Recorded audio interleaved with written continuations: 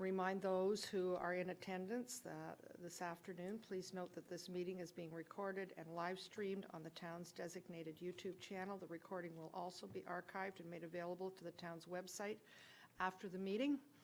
All care is taken to maintain your privacy. However, by remaining in the public gallery, it is assumed that your consent is given if your image is broadcast throughout the live streaming. And with that, I will ask if there's any declaration of interest from members of council. Seeing none, we will move to item C, and that's a presentation. And Mr. Velchik, we're anxiously awaiting.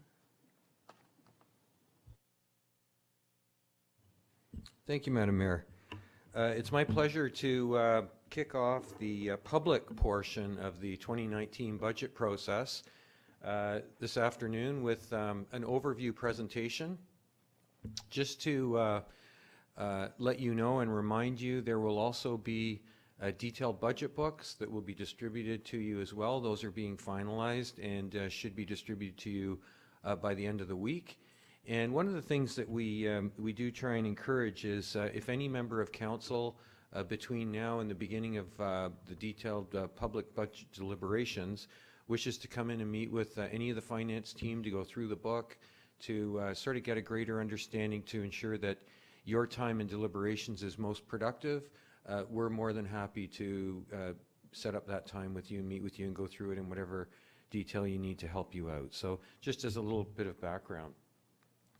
So the areas that I'm going to cover today are on the screen. So we'll go through a little bit of our current position, an overview, and then the four major budget components. The one thing that is a little bit different in 2019 is we've tried to separate out the base program and service component from what we're referring to as growth-related pressures. That's something that is going to be commonplace in EG now for the coming years. We're going to have a growth component.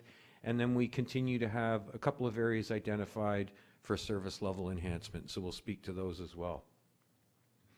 One of the things that really helps guide us as a tool as we manage the growth is what we call our development dashboard. And a few of the things that are important to this as it relates to the budget process, just to put back into perspective, the York-Durham sewage system, which is the amount of capacity we have in this tranche of growth, is just under 8,000 units. You can see that almost half of the units have been registered to date, and that we've issued building permits just under 2,900 so far. So we're probably about 40% along the way in terms of building permit activity. And you can see occupancy permits running just under 2,500 right now, and number of tax units at 1,878. The thing that's important about this slide is that at the point that you have occupancy, your residents at that point are expecting services. So once they move in, they need their garbage picked up, they need the street plowed, they want to be able to participate in programs that are offered by the town, etc. But there is a little bit of a lag in terms of the MPAC getting those homes onto the assessment roll. And so what we've done the last few years is we've done our best to try and estimate what that growth looks like, and essentially ensure that we set aside a provision for that growth-related portion, and then if need be, take that out of reserves temporarily. And then when those monies come in, because we do get the money in the form of supplemental taxes, once those get onto the impact roll, then those monies can be replenished into the reserve. And so that's just a little bit of sort of how the growth works in terms of program and service and timing of taxes. Some good news, in 2018, we continue to provide fairly conservative estimates of what we believe our tax assessment and growth to be. There's some favorable assessment in 2018, and we believe that as a result, and you're going to see this through the budget process, that we are in a position that we'll be able to fund the growth-related service pressures from the growth-related assessment. So essentially growth paying for growth. The town is in a good fiscal position. I won't go through these line by line, but just to indicate that we've talked for a handful of years now about the debt-free status of the town. I think that puts us in a really good position at this stage of our growth. But I also want to point out there may come a time and place where some strategic decisions around borrowing and debt may be useful, whether that's for community facilities or that sort of thing, where it makes sense to borrow. And our capital growth-related facilities, and we'll talk about it through the budget process, are predominantly funded through development charges, and so you're going to see that those are things that are collected as permits are issued and pays really for that growth-related infrastructure. We've continued to have the lowest relative taxes in York Region. I'll talk about that in a moment, and our reserve position is healthy. As you can see from the chart that's on the screen now, the annual tax levy increases, if you go back in time, the bar represents the inflation rate and the line represents where the tax levy increase has come in. Pardon me, it's the other way around. The line represents the inflation rate. The bar represents the tax levy increase. And so you can see going back to 2000 to 2009 time frame, we had tax levy increases coming in probably about double what the inflation rates were. And then you can see that that really leveled off in 2010, and we've continued to be successful in making sure that our base program and service increases have aligned with the rate of inflation. And you're going to see that again in the 2019 proposal.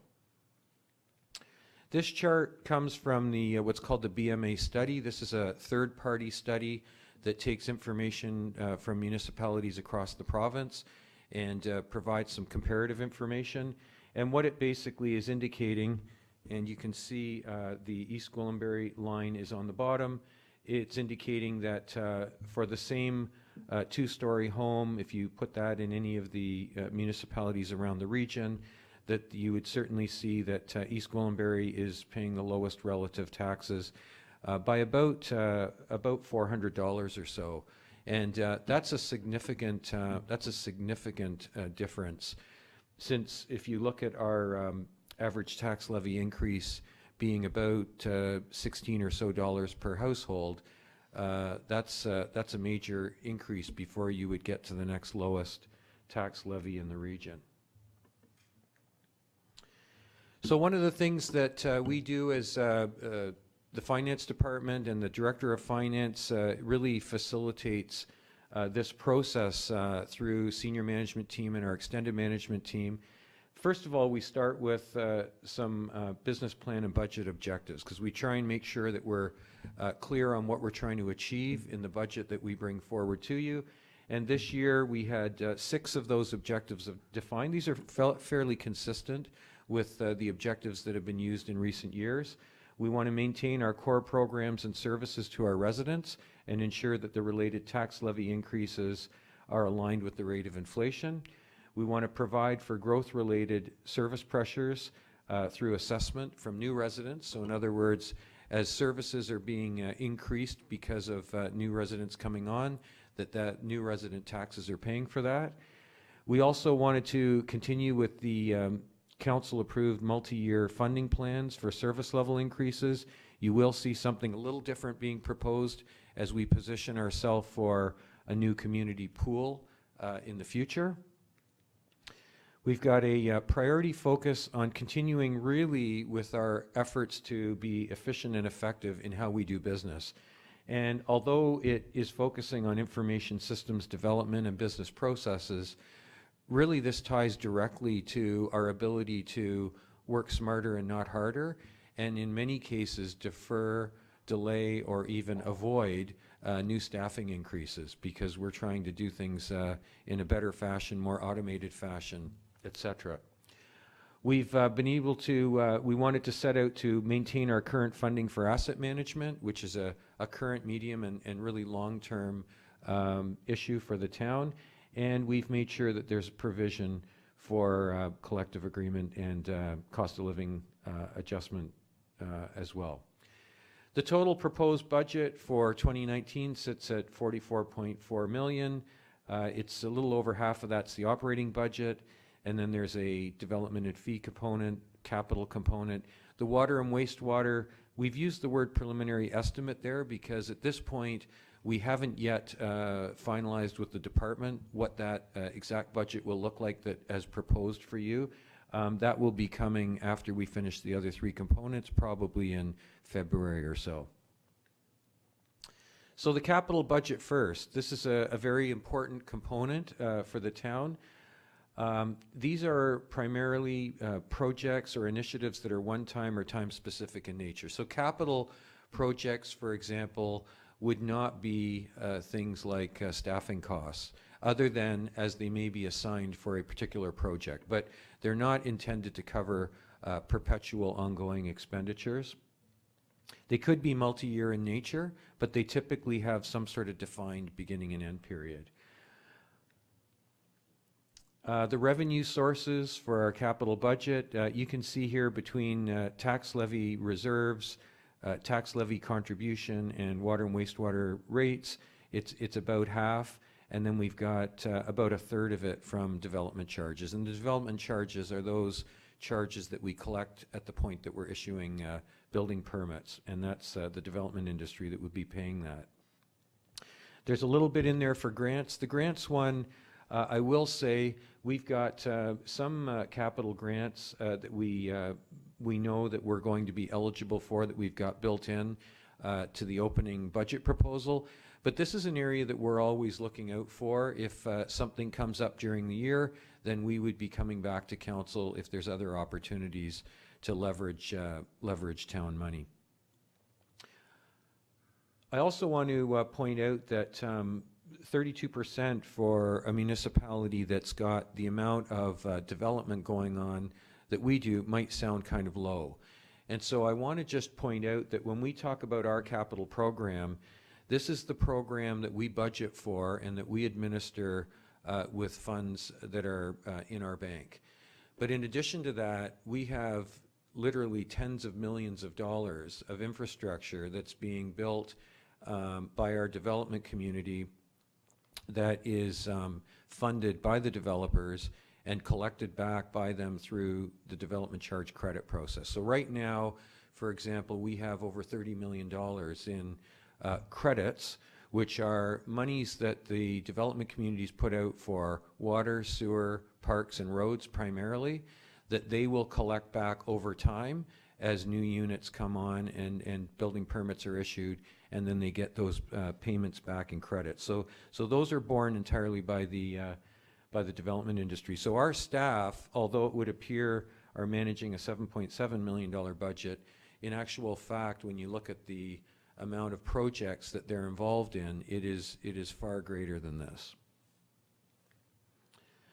Some of the highlights for 2019, I won't go into these in detail, but we did start some revitalization efforts in Mount Albert downtown last year with some provincial money. We hope to use the balance of that money as well as maybe inject a little bit more to help continue with that effort. We also have some various renovations to some of the facilities, and you can see some significant park redevelopment and enhancements as well. I talked a little bit earlier about some of the focus on information systems, and you can see those under administrative process improvements and efficiencies. And then we've got some of our more traditional kind of bread and butter programs that we run, the road, sidewalk repairs, our information technology, hardware replacement, which is really a cycle, a life cycle that we keep our systems on. And we try and ensure that we've got that as best as we can, reasonably spread out so that we've got a proportionate amount of our equipment needing to be replaced or renewed in any given period. So it's not all coming due in the same year, but it's spread out over, say, a 4 or 5 year cycle. In addition to the 2019 capital projects that we have proposed, there's also a couple of very significant ongoing projects that were approved in previous years and are probably warranted to be referenced just briefly as a reminder.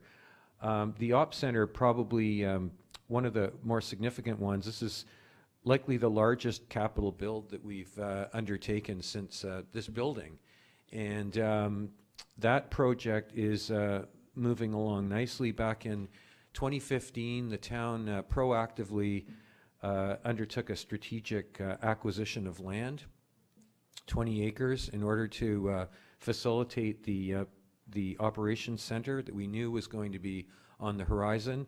Proved to have been a very good decision because the land values have gone up significantly since that time. So that was very good timing for the town to make that decision.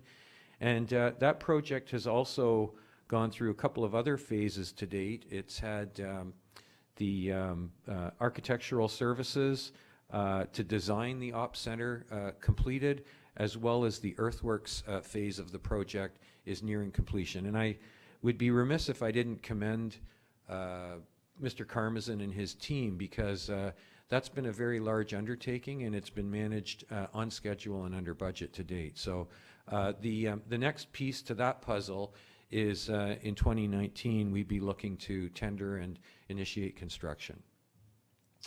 The Health and Active Living Plaza Architectural Services is an ongoing piece as well. That actual facility tender and build is a little further off in the horizon, but already starting to look at what that facility might look like. The servicing of our employment lands, it's a very significant priority for us to make sure that economic development is front and center as we go through this next term of council.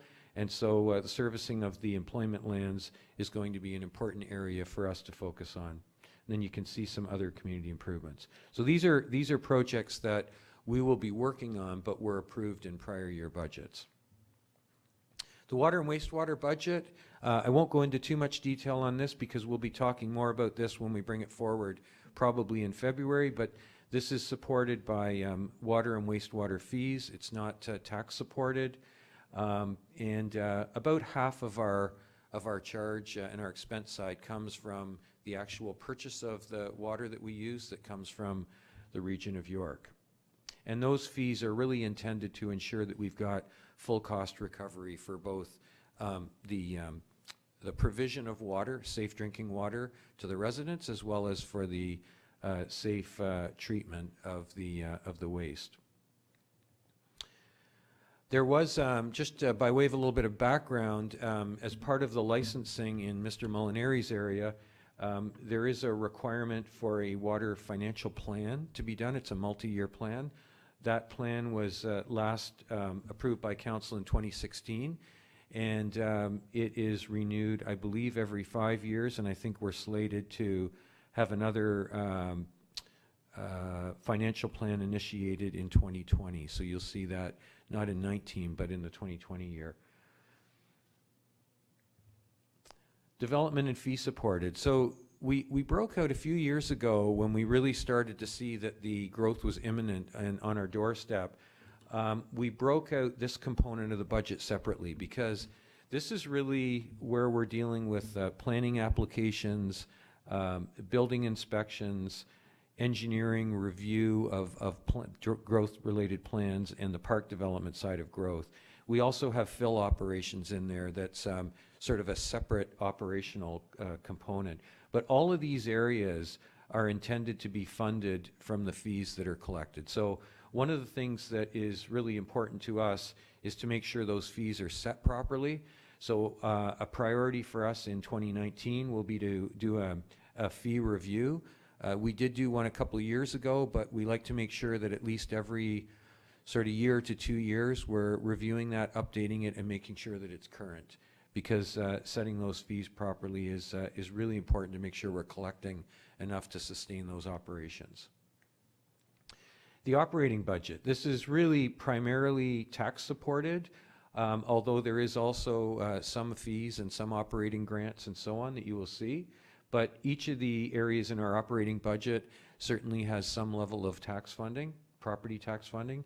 So you can see that the majority of the budget, almost 85% of it, is tax funded. Very little of it, about 3%, if you can see this figure right here, is about 3%, is reserves. And in fact, that's pretty important. You've got grants as well at 1%. In some municipalities where the operating budget is funded disproportionately by draws from reserve and grants, they can get into some real trouble if they don't have sustainable funding sources to support their operations. So we have a really, I think, a very good funding stream. It's not to suggest that we don't try and maximize grant opportunities or other opportunities, but certainly we want to make sure that the bulk of that revenue is sustainable in nature. And you can see user fees and permits, and user fees being largely in recreational programming, that sort of thing. We have a number of growth-related service pressures going into 2019. We've got our roads program, which roads continue to be expanded, and also the service in terms of how we maintain our roads, particularly winter maintenance. We continue to make sure that we're doing that in the very best possible manner. So there's some pressure cost-wise there. Parks operation, you'll recall we had over 10 parks and trails opened in 2018.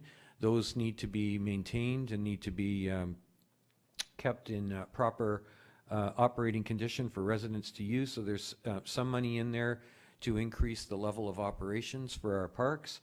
And with the growing number of assets that we're starting to acquire and have assumed through development, some increased support for asset management and some GIS services as well. And one of the things that we're trying to do, and the CAO has talked about this a number of times, is rather than simply looking to add staff, we do a couple of things. One is we make sure that our information systems are in the best condition they can be. We continue to work on that and make sure our business processes are efficient. But we also look to see where we've got folks in the organization and positions where we might be able to increase their scope of responsibilities, have them take on more. Rather than adding more staff, we can sort of build in a provision for people to grow, expand with us on our team, and so we can do that much more cost effectively. So that's what that provision is for. And then we also have in there, in the budget, a provision for York Telecom network expansion and some increased software licenses. And what this is the town has traditionally had largely a wireless network system that it connects its facilities through, and it's served us really well. In fact, our IT department's done a great job. That being said, it's not adequate to meet our future needs. So what we're starting to see is the need to connect our facilities through fiber and broadband connections. Clearly that need goes beyond municipal facilities into some of our communities that are looking for better high-speed access to internet and that sort of thing. A few years ago, we actually connected this building to our sports complex because we had staff working over at the sports complex that were incapable of using some of their software applications because the connection was so slow and was not possible. So we had a fiber connection put in place. The York Telecom network is spearheaded through the region. It's actually a separate entity now that's looking after governing the expansion of the fiber network. And so this provision helps get a little bit more connection through to EG facilities. We've got multi-year funding plans that most of you will be quite familiar with, that you might have seen before. One of the things that we try and do is where we've got service level increases, and a number of years ago, back I think it was around 2014, Council had identified growing emergency services to full-time force, and the target number was 20 full-time firefighters. Rather than having that increase go through in one fell swoop, Council at that point asked staff to come up with a multi-year plan so that we could phase that increase in over a number of years, make it a little more palatable in any given year to gradually put through the increases required to fund that. And so we're well on our way. There's 2 more left. I believe we're at 18. 2 more left to get to 20. And this budget proposes 0.5% increase in 19, 20, and 21 to complete that implementation of that service level increase. And we've introduced another one here, which is that after we hit the 40,000 resident mark, our goal is to have the Health and Active Living Plaza in place, or certainly well underway, and contained in there would be a provision for a community pool. And because there is no community pool at this point, this is going to be a service level pressure across the community, because all residents are going to be able to enjoy and hopefully benefit from the pool being put in. So we've gone and we're in the early stages of looking at what the operating costs might be for a pool, and believe that it would be prudent, similar to what we've done with emergency services, to have very much a phased in plan to make sure that when that pool comes online, that the operating funds are available, and that we can start without any sort of significant tax adjustment to ensure operations. So in summary, we have base program and service pressures of about $1.6 million. We're largely a service organization, so not surprisingly, a lot of that is salary and benefit type pressures, but there's also embedded in base programs and services are all the non-salary costs, such as insurance and contracted services and utilities and all those sorts of things as well. The growth-related pressures I talked about on the previous slide, 2 slides ago, and I talked about the service level pressures, which were the emergency services and aquatic facility. And you can see that in total it's about $2.5 million. The in-year growth assessment, which is in 2018, which basically sets the stage for the 2019 base, provides us about $1.2 million. We're projecting an additional about $700,000 from supplemental assessments. And then at this point in time, in the proposed budget, about $400,000 for the base programs and services from a tax levy increase, as well as another $200,000 for the dedicated service level increase for community safety and aquatics facility. So what that looks like in much more simple terms is the 2.5% for base programs and services equates to roughly $40 for the average household in East Gwillimbury. Community safety at 0.5% is about $8, and then an aquatic facility starting to provide, carve out some money for the ultimate operations of that facility is about another $8. So at this point, 3.5%, give or take, and about $56 per household. So in terms of just going and cycling back to the proposed business plan and budget objectives that we set out to maintain the core programs and services to residents with tax levy increases aligned with inflation. Inflation is right now running at about 2.5%. So that objective is achieved in the proposed budget. Providing for growth-related service pressures through assessment from new residents. That was the $700,000 or so, and you could see that that was coming from the new resident taxes and related assessment. So we've been able to achieve that objective in the proposed budget. The proposed dedicated funding plans for service level changes, and doing that in a very gradual, phased manner over years in a multi-year fashion. We've been able to demonstrate that as well. The information systems development and optimizing our efficiency and effectiveness, spoke about that a little bit earlier. That's a big priority for us and is provided for in the budget. And I can also assure you that this budget continues to provide the current level of funding for asset management, replacement and renewal, and we've also built in a provision for cost of living adjustment and an estimate for collective agreement obligations. So a little bit about sort of where we've been, more importantly, where we're going. The next steps, you can see that staff have been busy for the last couple of months going through a lot of the detail to make sure that we have refined these numbers and brought in what we perceive to be a very responsible opening position for your consideration.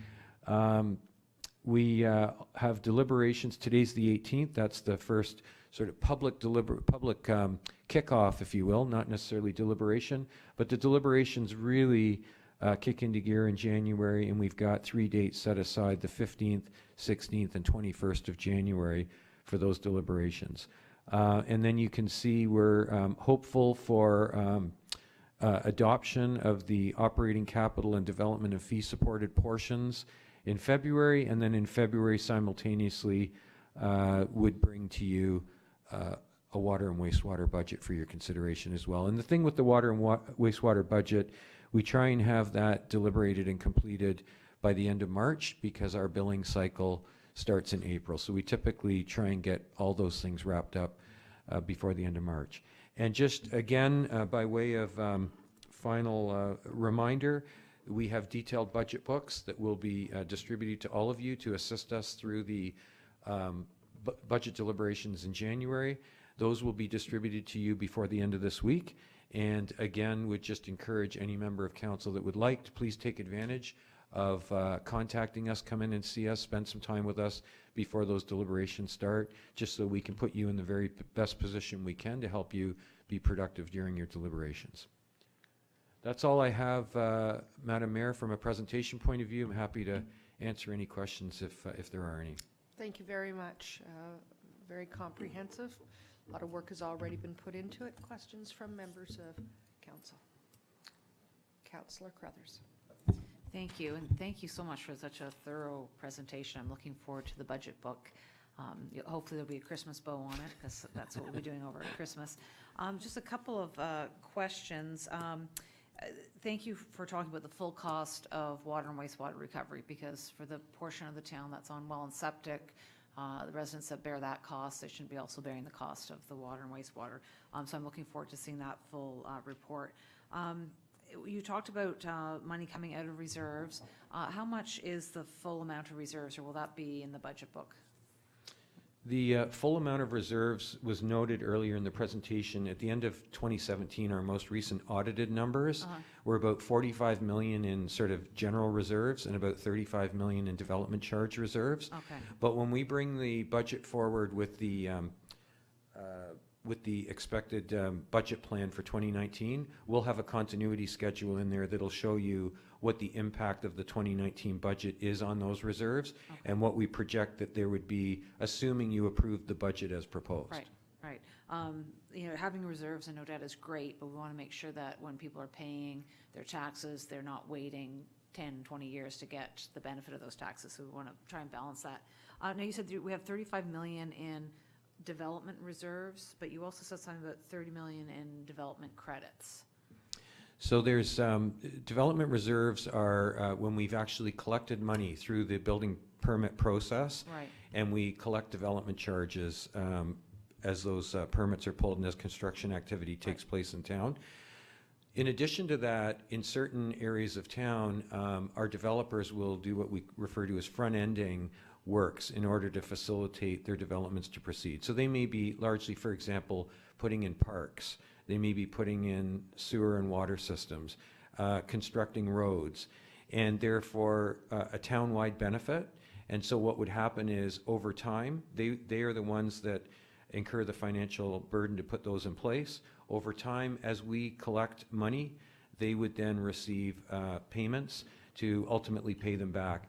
But as they're pulling permits, what happens is instead of coming in and cutting a check for the permit, those components, they would essentially be offset, and they would be paying themselves back, if you will. Okay, okay.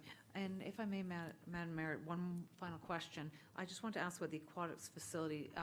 Have we looked at what the business model is going forward? Is that something that it's going to be paying for itself, or is it going to be an ongoing cost to the town to be running an aquatics facility? So Mr. Karmazin will have a lot more information on this as we go through the design phase and as we go through funding plan and so on. Mm-hmm. But in general terms, there is an operating cost that the town typically incurs that is partly the funding plan would be a combination of town contributions to pay for operations, as well as fees that we would collect for programs that would be offered, user fees. Yeah. But you wouldn't see an exclusive user fee model, in my opinion, because it would become fairly expensive for users. And so there's a balancing point. where the town provides a reasonable level of support, and then we also make sure we're collecting a reasonable amount of fee. Wonderful. But Mr. Karmazin will have a lot more to say about that as time goes forward. Okay, thank you very much. Thank you. Anyone else? Councillor Crone. Thank you, Madam Mayor. Through you to Mr. Welchek. Thank you for a fabulous presentation. Great news there, especially in the last 2 terms of council, holding our taxation to the rate of inflation. It's putting a lot of pressure on this term of council to keep that going. As well, I think the news on our relative taxation is something we should be shouting. Certainly in our economic development material, that we are a very affordable town to live in. So great news on that. From my my corporate background, every year when we would get into budget planning, one of the things that was always a component for us back in those days was we would look at efficiency measures. And I was just wondering, because I'm new here, do we do any sort of expense review, efficiency exercises to see what we can do to squeeze every last cent we can out of our current budget before we start asking for greater taxation? It's a great question, Madam Mayor, through you. We've undertaken, in my time here, and certainly the CAO would have gone through additional pieces through his time. He's been here longer. But I know since I've been here, we've gone through a couple of pretty significant formal efficiency reviews where we've looked at sort of our operations and ways that we could find savings and money. What I will tell you is we don't wait for an efficiency event to look for efficiencies. Every week that we sit and meet as a senior management team, if there's opportunities that would come up through discussion at senior management team or at our extended management team, we jump on those pretty quickly. So some organizations will sort of almost wait and make it an event-based activity where they'll wait and say, we're gonna be looking at efficiencies on December 10th. I would suggest that this management team probably looks at them every time they're getting together. We look at opportunities for that. So really appreciate the question. The answer is yes, we definitely do look for those. That's great. I'm glad to hear that. It's good news. Just one more follow-up. When you talked about the new works yard, have we done any sort of comparison analysis in the past of buying and building our own compared to leasing and let someone else build for us? And I'm not saying I'm pro one way or the other. I just want to know if we've looked at both sides of the coin. So this it's another really good question. In fact, I can tell you back from my school board days, and even at this time with the municipality, it's interesting when you look back at organizations that have decided to rent or lease versus those that decided to purchase and build. And I can tell you the school board, I don't want to necessarily get into it, in where I was, but the other school board that was in that area had rented and leased its administrative office. Our school board had purchased and built, and it, I think, taken a little bit of a public backlash at the time that they did it. I can tell you by the time I was working there, there's no way the other organization would have been in a position where they could have actually acquired for even close to the amount of cost that we were able to get it for. So I think that this organization decided back in 2015 strategically that it was a very good time to secure land. And it proved to be a great decision to secure the land at that point, which has probably tripled in value since then.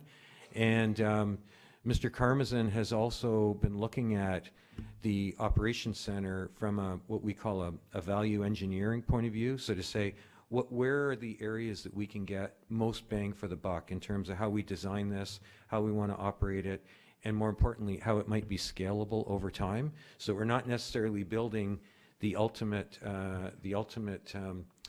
facility for 30 or 40 years from now, but we're building it in affordable phases. So from my perspective, the town has taken the more responsible approach in sort of buying and building. And I'm not sure if Mr. Karmazin would have anything to add to that, but that's I think we're in good shape in that regard. Tara? Thank you, Madam Mayor, and through you to Mr. Valchich. I appreciate, as always, the work that you put into this process. A couple of questions for you. One is the proposed COLA adjustment. You noted that base programs and services was mostly salaries and wages. What's the proposed COLA adjustment for staff, and how much of that 1.6 million pressure is COLA? There's about 2% that's been provided at this point for COLA. And I know that our salary and benefit as a percentage of the overall expenses is about 70%. Thank you. If I may, just a couple more. The projected surplus assessment growth that you were talking about 700,000, is that occupancies that have already taken place and we're just waiting for impact to catch up? Or are these properties that are under construction that haven't taken occupancy yet? The 700,000 is the figure for, let me go back and just make sure that I'm referring to the same slide.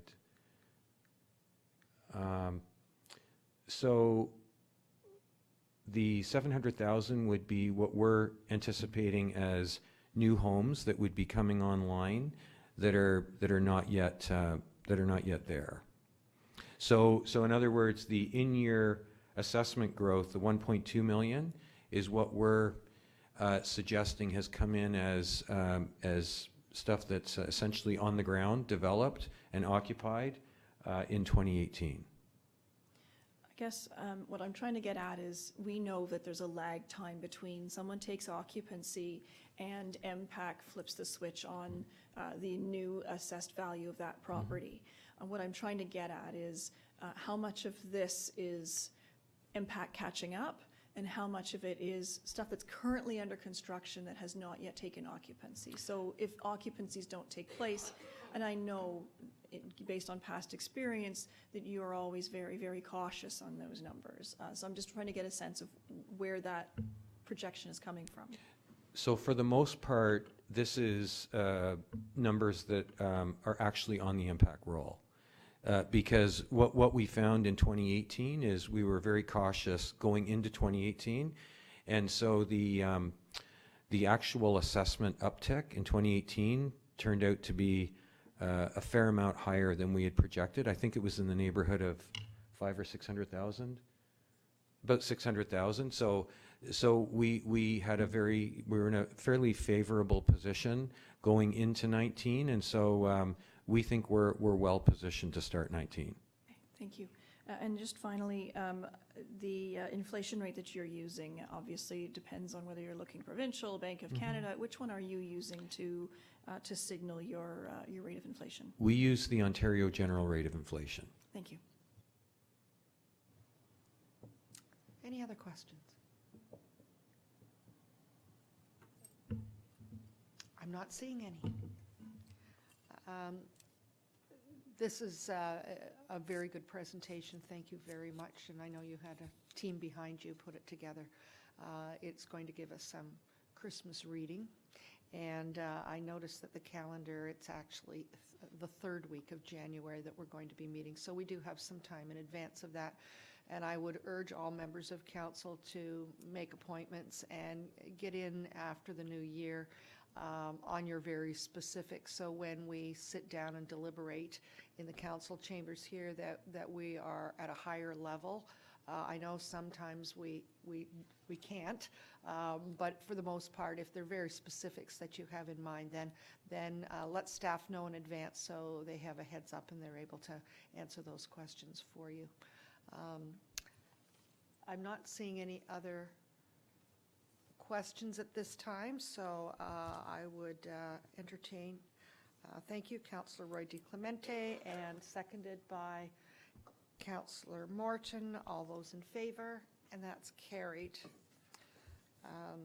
We are at item D, and that's deputations, and I have none listed on my calendar. Is that correct? Correct, Madam Mayor. Thank you. Item E, committee recommendations. I have none there. However, you're going to have some for us. Thank you, Madam Mayor. You have two recommendations from earlier today.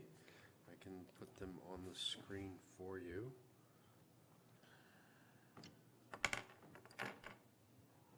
Oh, wrong button.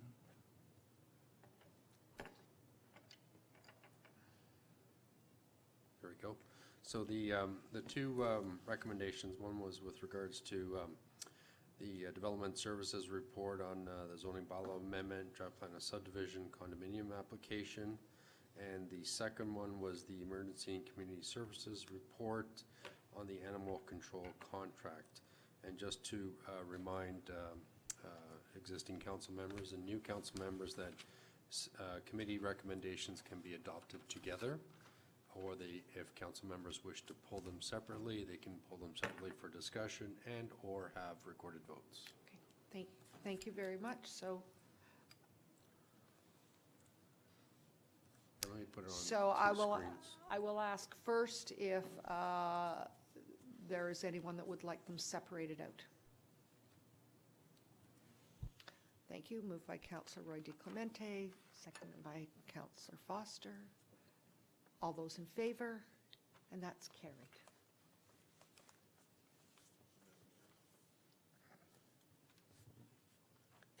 Okay. Item F is the adoption of the minutes from October the 2nd, 2018. Councillor Persicini, Councillor Morton. Okay, I'll ask you to second it in a moment. Go ahead. Question? Is there any way that, and it's too late now for this council, but in future councils, that they can get copies of the minutes that were approved? Because I'm looking at these and there may be nothing wrong with them. I may not have any questions, but I could have questions on these minutes that how can I approve them when I don't know anything about them and I wasn't here to see what was discussed? The minutes of October the 2nd. I mean, if we're approving them tonight, we weren't even here in order to listen to what they were. Mr. Lamanna? Through you, Madam Mayor, to Councillor Morton, the minutes of October 2nd were uploaded to today's agenda. Are you referring to prior minutes to that? Well, the ones that were, I know these were approved, or you're asking for our approval of the minutes from October the 2nd, right? But we weren't here to discuss those minutes or to hear what was discussed. So we may not be approving or in approval of some of those items that were in those minutes.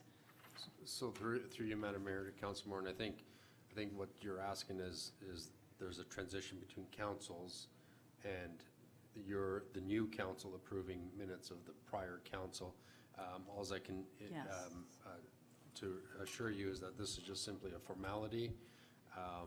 It's a normal practice that we do every transition of council. But the minutes for the meeting of October 2nd were uploaded to the agenda, and any prior minutes are available on the public website. Okay.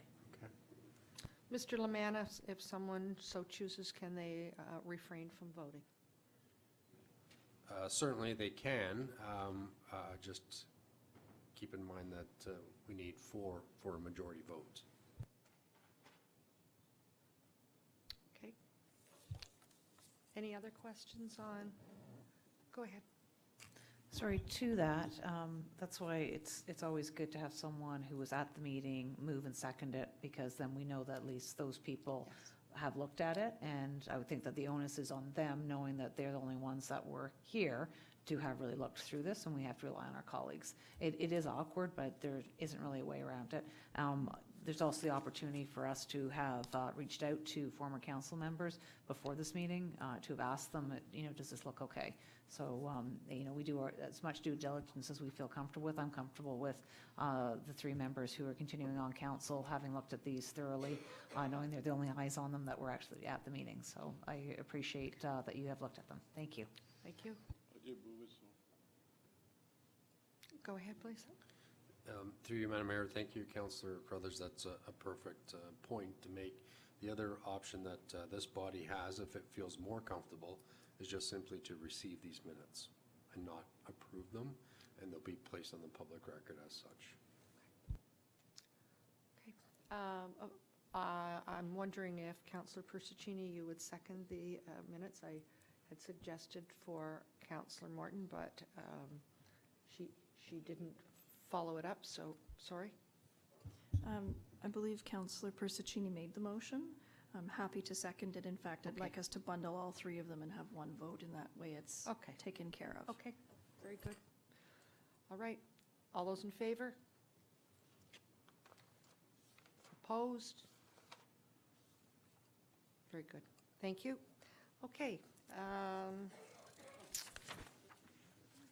The next one we have is the adoption of minutes from the special meeting held. So we're in the same position again, moved by Councillor Roy DeClemente, seconded by Councillor Persicini.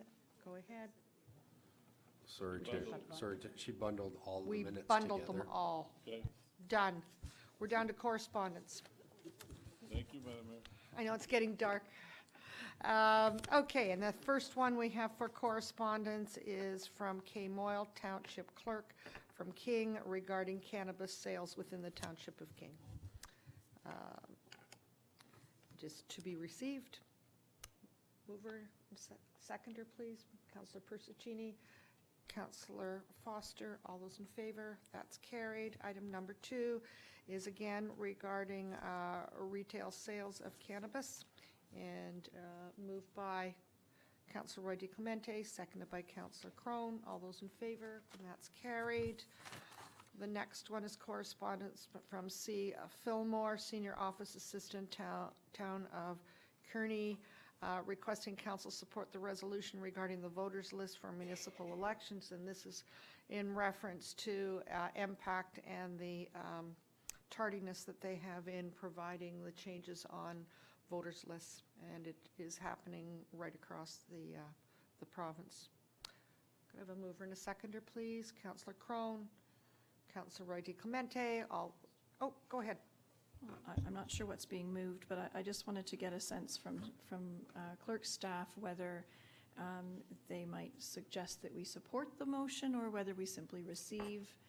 Obviously, depending on which ward you were serving in, there were, I think it doesn't matter which ward, there were quality control issues with the accuracy of the list. And the newer the area, the more inaccurate the list was and incomplete the list was. But I'm not sure what the answer would be, and whether the town of Kearney has solved the problem and we can simply jump on their bandwagon, or if there's something more of it that's needed. Go ahead. Thank you. Through you, Madam Mayor.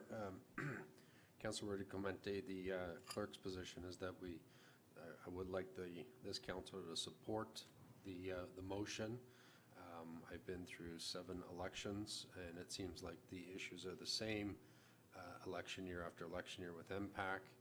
And this motion here speaks to sort of a collaboration between all levels of government, which I think there has been an attempt in the past. It just has not gone anywhere. And this is sort of dusting it off and let's try it again. So certainly on a larger scale, this is, I think, a good motion to support. I am addressing EG issues with voters list that we encountered directly with our representatives at MPAC. The only other suggestion I would ask the mover and seconder to consider is that copies of the resolution, should it be supported, be sent to our local MPP, the minister, and AMCTO, all of the associations that are listed in the enactment clause. Thank you. Will that also include our 9 municipalities in York Region? I would certainly Please. grant it. Okay. Councillor Roy DeClemente. I was also going to suggest that it also be forwarded to AMO. I don't see them on the list. And I think AMO, who have a memorandum of understanding with the province and who would be dealing with all of these ministries, might also be a good one to send as well. Good. Thank you. Councillor Crothers.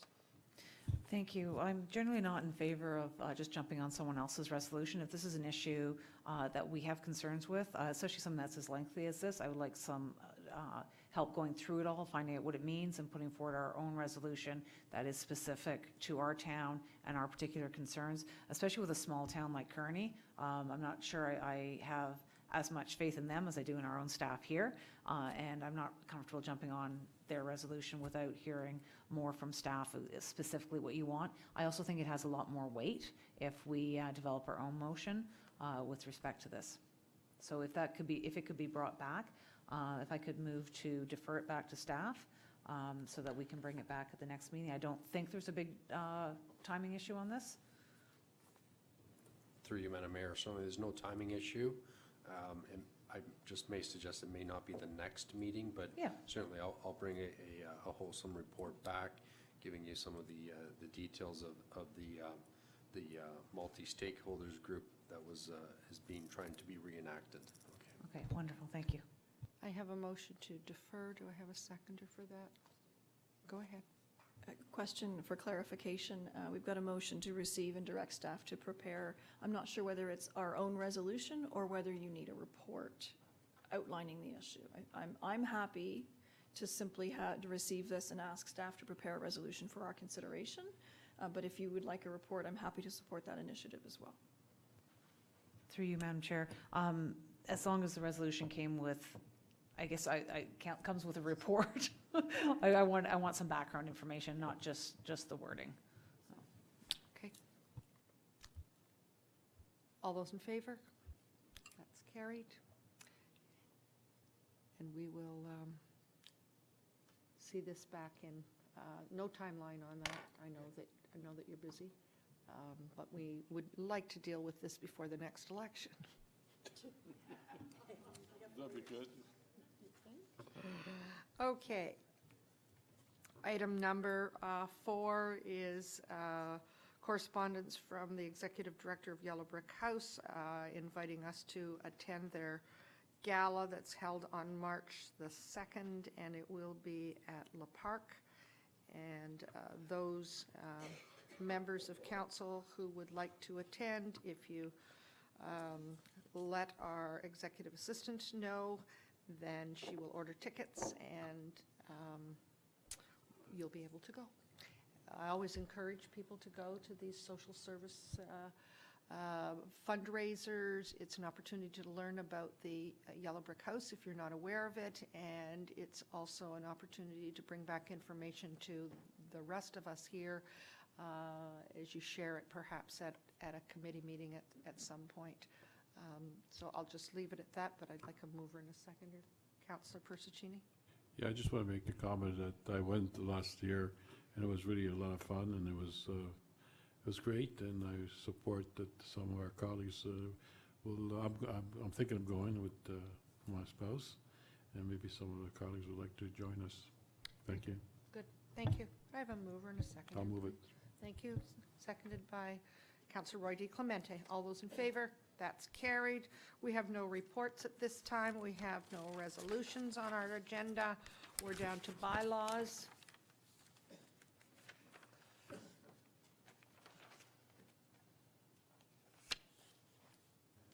Through you, Madam Mayor, there's a bylaw for levying interim taxes in 2019. Thank you. I have a moved by Councillor Morton, seconded by Councillor Foster. All those in favor, and that's carried. Is there any other business to come before us at this time? Seeing none, we have a confirming bylaw. Moved by Councillor Crothers, seconded by Councillor Roy DiClemente.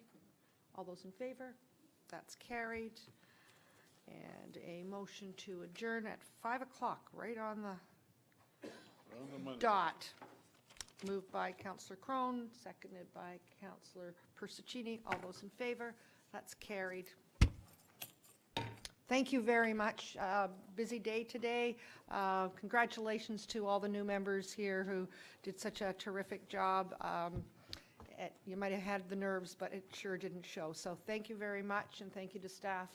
And we will meet again in January. Thank you.